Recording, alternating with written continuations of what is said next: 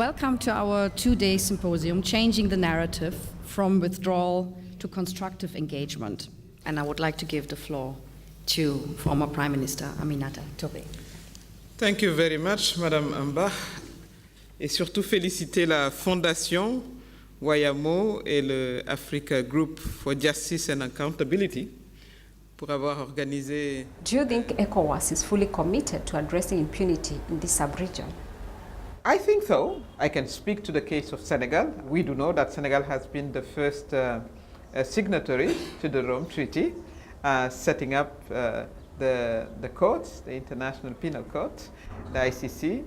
And very recently, as you may have followed, Senegal have organized the trial of Hissène Habré, and I think it was a just and fair trial.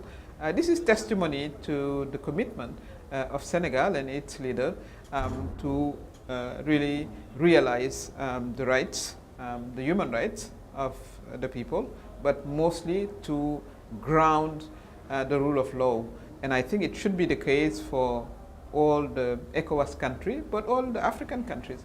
What challenges do you see in achieving universal trusts in the International Criminal Court, especially among African member states? Well, as you know, there's been a debate within the African Union. It's been told about retrieving collectively from the ICC. I don't think it's a good way of looking at things. My view is that the ICC is very important for Africa, but for the world, it came a long way out of a commitment of international human rights activists and government. ICC is a common asset for whole humanity. So as African, we have to contribute to make the ICC work. And I'm happy also to realize that there's been a lot of progress in the front of realizing human rights in the continent. Senegal has organized the trial of Hissène Habré over the past 3 years, a successful trial. So I think we are in the good path, and we hope that ECOWAS and the whole African Union will join us to move forward, for the benefit of the continent and for the benefit of African people. So these are the words I wanted to share with you, and to salute all the work the coalition and the activists of international law, and I like to say that I'm with you. Thank you. As a former member of the government, do you think the International Criminal Court unfairly targets African member states? Well, I mean, they're targeting crimes. So Africa also have to deliver accountability to its people. So it's not about, why are you only chasing us? We should not be in the case of witnessing violation of rights or international crimes. But it's important also that the ICC show very clearly that it has a universal mission, because crimes, international crimes, are happening all over the universe. So that is something that the ICC should take very seriously. So all members feel that they are equal. That is important. But for me, the response is not retrieving from the Rome Statute. It would be a step backward. As you know, Senegal, through the statement of our head of state, made it very clear that we will remain an active member of the ICC as a state party. I think the 34 African countries must remain state party to the Rome Statute, and make sure also that within their own legal framework, they have the provision to pursue international crimes.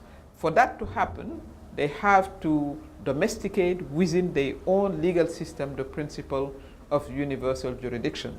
That's what allowed Senegal to organize the Habré case, and it should be the same situation for all African countries. not a single country has ratified the Malabo Protocol. No, so we're talking about 10 countries that have signed it, not one of the 10 has ratified it. Thank you very much. So we have time for one more round. There's a number of questions. I will first go to the former Prime Minister Touré.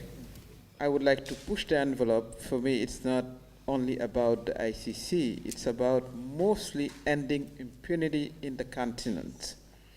ICC or the African Court being just platform to achieve that very important objective.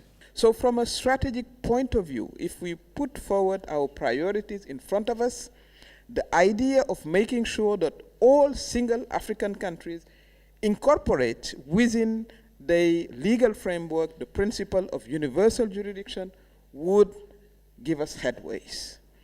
I think let's not sort of get stuck into the structure or the bureaucratic discussion about the different platforms, but let's focus on the outcomes, and the outcomes being ending impunity. You cannot do that if you do have weak national systems.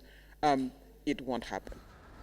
If we look at the challenges of complex transnational and cross-border crimes and the increasing challenge of terrorism, what role do you think African member states or the region can play to address these new crimes? Yes, I mean, that's a difficult point, but as you said, if Africa want to tackle effectively all these issues of terrorism, trans-border crimes, Africa has to step up its cooperation within the member states. You cannot address the issue within, the boundary of one single state. So that regional approach has to be very strong.